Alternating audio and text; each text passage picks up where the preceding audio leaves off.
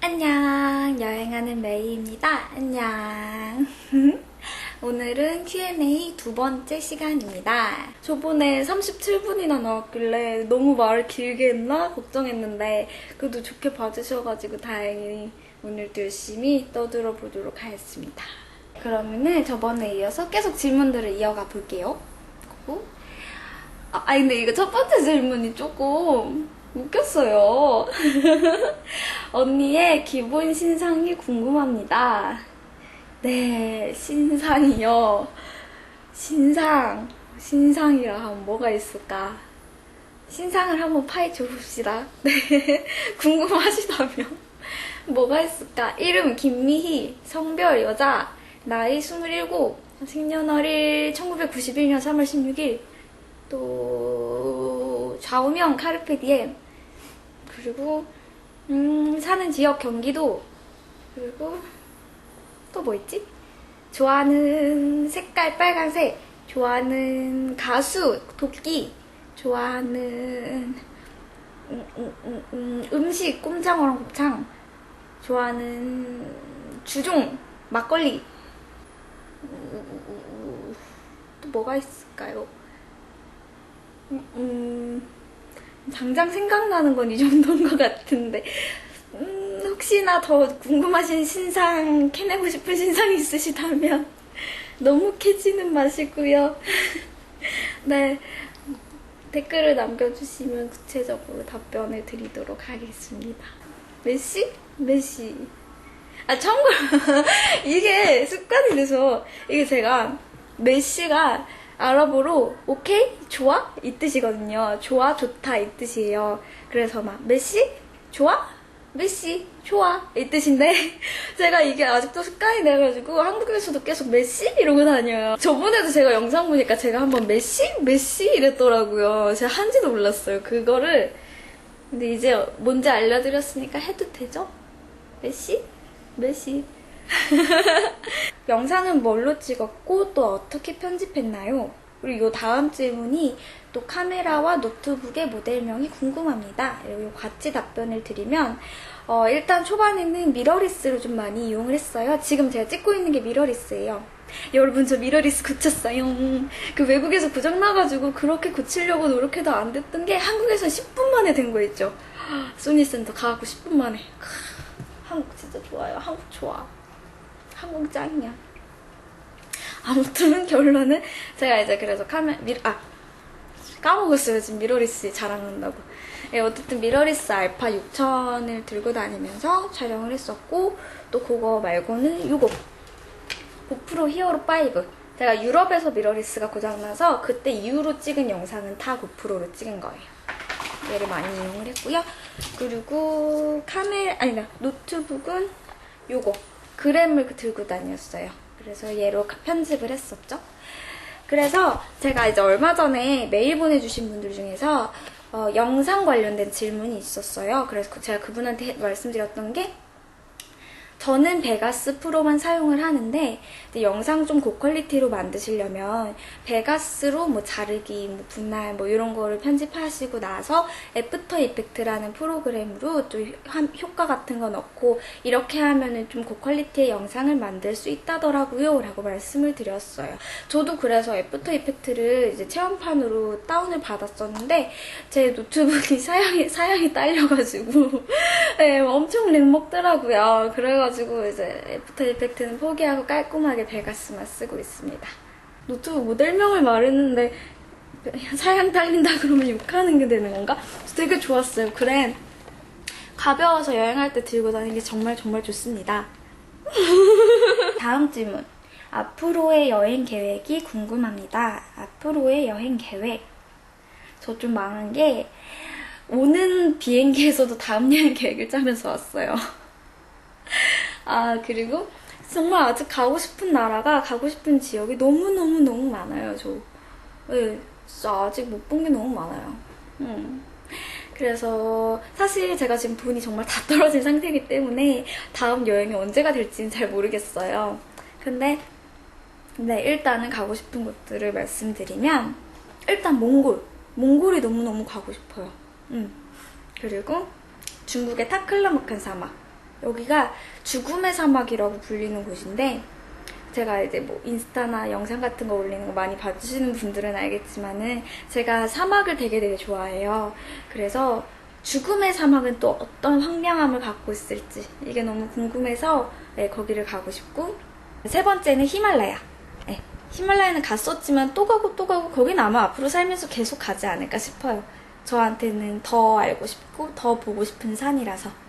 다음에 간다면 좀 빠른 시일 내에 엄마랑 같이 가고 싶어요. 원래 이번 여행에서도 이제 엄마가 잠깐 네팔에 오셔가지고 같이 히말라야만 올라갔다 내려오기로 계획을 했었는데, 이제 오시기 직전쯤에 엄마가 팔을 다치는 좀 사고가 있었어가지고 그래갖고 못 오시게 됐거든요. 그거에 대한 아쉬움이 좀 많이 남아서 그곳을 엄마한테 꼭 보여드리고 싶어요. 좀 빠른 시일 내에.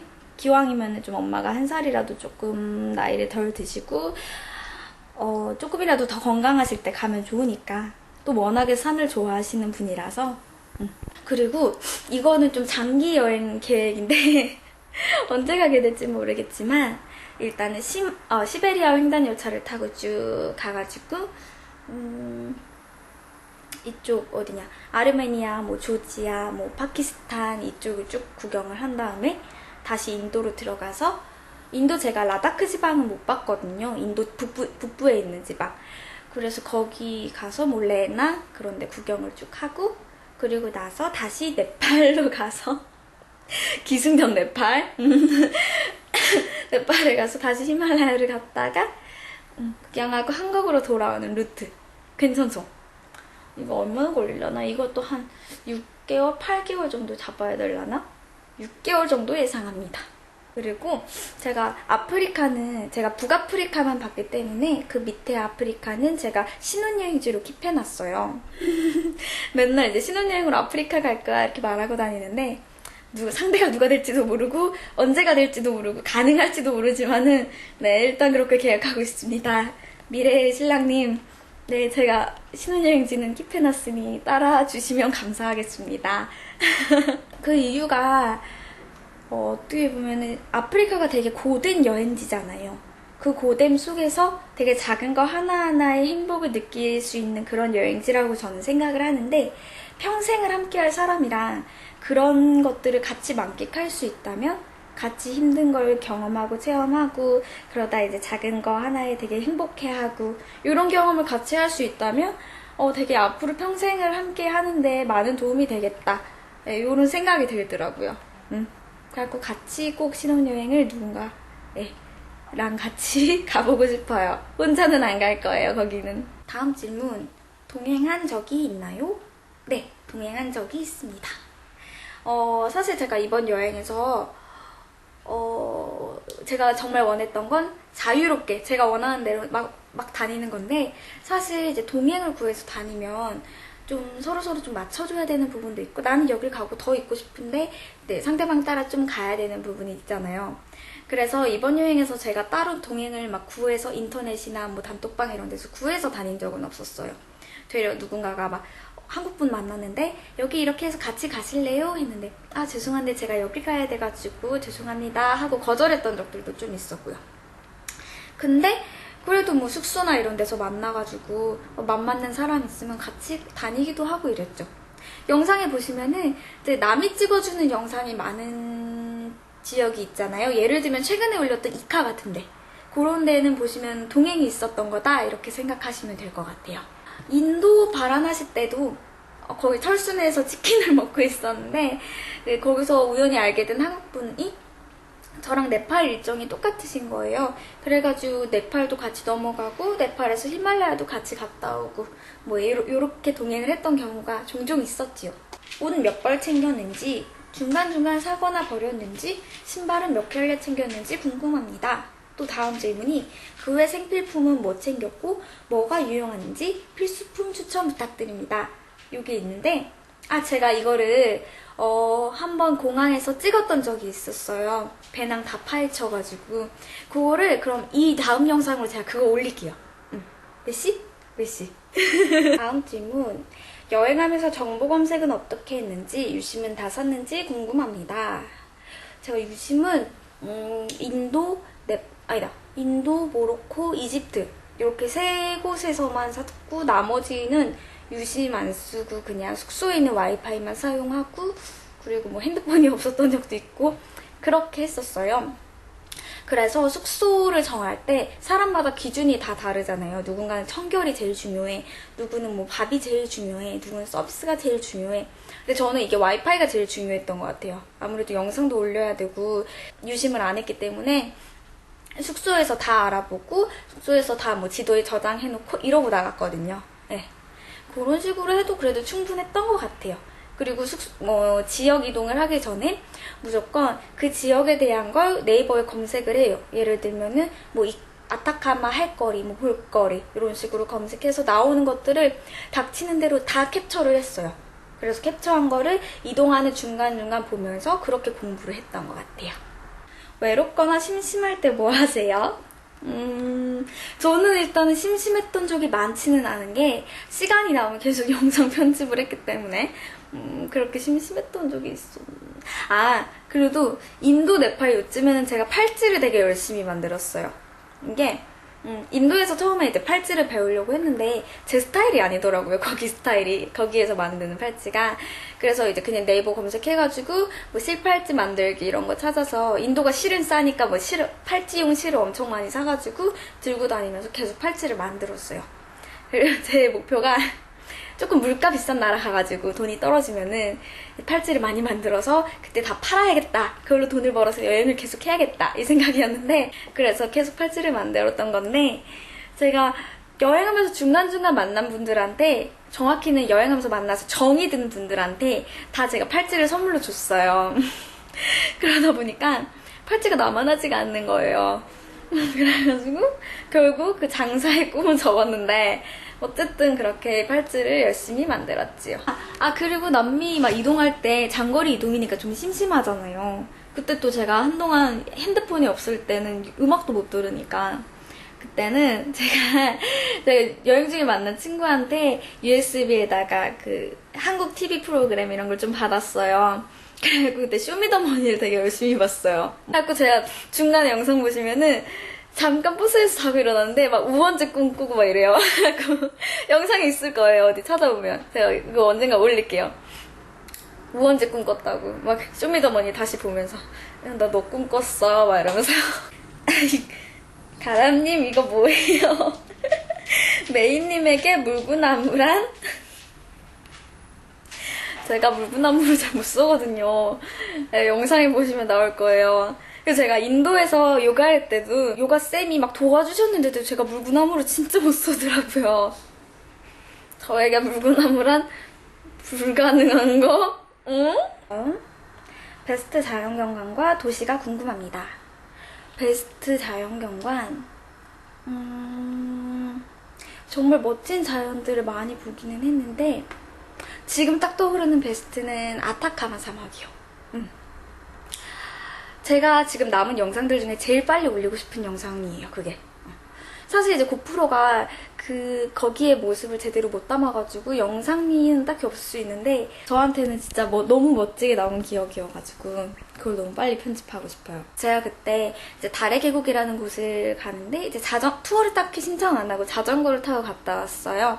그리고 자전거 타고 오는 길이었는데 해가 이제 뉘엿뉘엿 질 쯤이었는데 저쪽에서 진짜 새빨갛고 정말 큰 달이 이렇게 떠오르고 있는 거예요. 제가 태어나서 본 달 중에 제일 빨갛고 제일 컸어요. 진짜. 그때 제가 아타카마 사막을 가는 거니까 사막하면 또 별이잖아요. 근데 하필 풀문 시기여가지고 그러니까 보름달 시기여가지고 별이 없을 때 제가 간 거예요, 거기를. 그래서 되게 안타까워하고 있었는데 와, 그 달을 보고 내가 이 시기에 온 게 정말 행운이었구나. 정말 운이 좋은 거였구나 라는 걸 깨달았어요. 진짜. 그 달 쪽으로 제가 자전거를 타고 쭉 가는데 와, 내가 이 풍경을 볼 수 있음에 너무너무 감사했던 기억이 나네요. 진짜. 아타카마 사막. 달의 계곡 갔다가 돌아오는 길. 달을 봤을 때. 그때가 최고였던 것 같아요. 주변에는 다 사막이었고. 몸이 아플 때는 어떻게 하셨는지 궁금합니다. 다행인 거는 제가 이번 여행을 하면서 그렇게 막 크게 다치거나 크게 아팠던 적은 없었어요. 너무 다행이죠, 진짜. 예, 짜잘짜잘하게 뭐 상처는 되게 많이 났었고, 뭐 감기 걸린다던가 뭐 요런 적은 종종 있었는데 그렇게 뭐 크게 아팠던 적은 뭐 예를 들면 남들 다 한다니 인도의 물갈이도 저는 안 했었고 그래서 좀 다행이었던 것 같아요. 좀 기억이 남는 건 제가 원래 뭐 어디 다쳐도 소독을 제대로 한다던가 이렇게 치료는 잘 안 해요. 안 하고 못 해요. 아파 뭐 이러면서 혼자 잘 못해요. 근데 이번 여행하면서 그런 걸 좀 잘하게 된 것 같아요.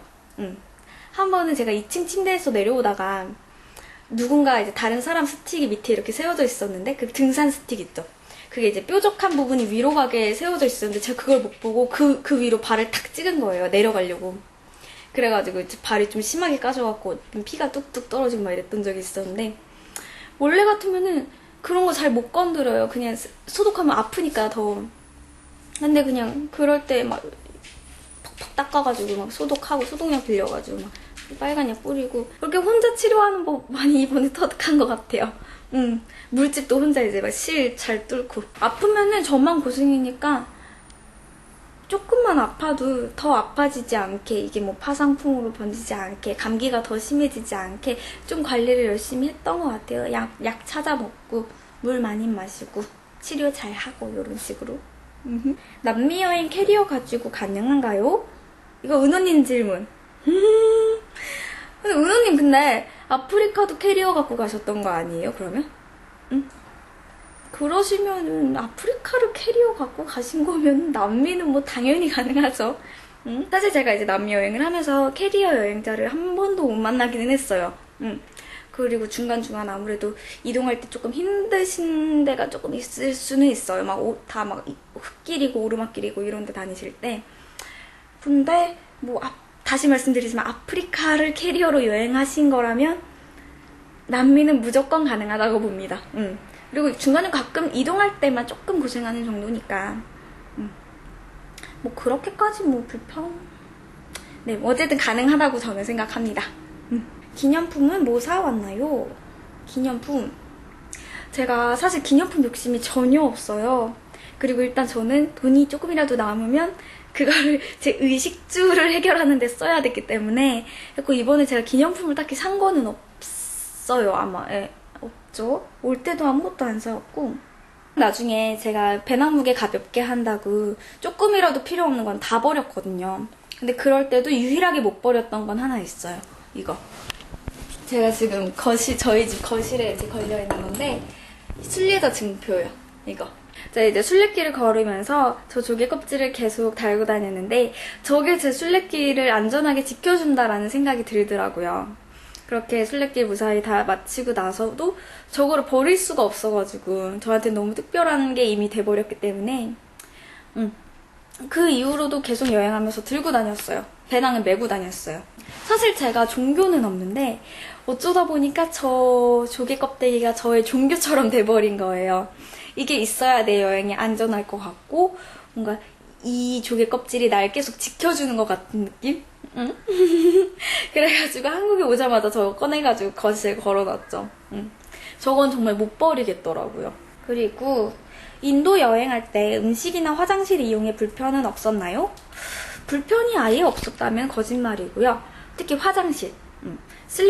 기차 타실 때 슬리퍼 칸 타시면은 가끔 운 나쁘면 막 변기에 똥 이만큼 쌓여있고 막 이래요. 더럽긴 되게 더러웠죠. 근데 그래도 우리에겐 허벅지 힘이 있잖아요. 허벅지에 힘주고 엉덩이 안 대고 싸면 되죠. 변기 엉덩이 안 대고. 네? 그러니까 인도 여행, 좀 저렴한 여행을 즐기실 분은 허벅지 힘을 많이 길러서 가시는 걸로. 그리고 음식은 전혀 불편함 없었어요. 음식은 너무 좋았어요, 전. 인도 음식이 저한테 너무 잘 맞아가지고 그리고 다행히 물갈이도 안 해가지고 특히 기억에 남는 게 그 치킨 커리에 갈릭난, 치즈난 시켜가지고 탁 찍어갖고 한 입 먹을 때 여행자 메이만의 신념 원천이 궁금합니다. 일단 여행에 관한 신념에 있어서는 제가 이제 여행하면서 되게 자주 스스로한테 되뇌었던 말이 있어요. 가난해도 낭만은 잃지 말자.